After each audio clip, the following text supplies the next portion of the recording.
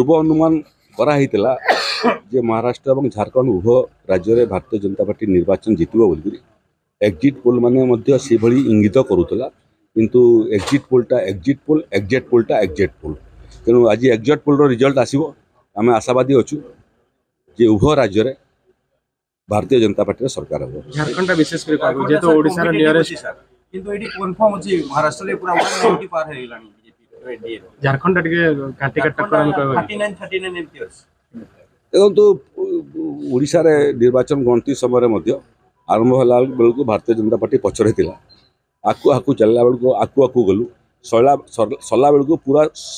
सर्वाग्रे आम थिलु महाराष्ट्र एवं झारखंड उभय राज्य में भारतीय जनता पार्टी निश्चित भाव में डिसाइसिव मैंडेट पाई करी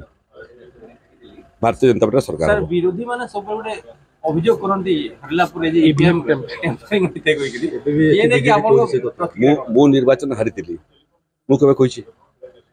हारिबा लोक को बहाना दरकार निजे माने भावुचंते हारंती नहीं सबु थोर जितु थांते जितिले निजे श्रेय नेबे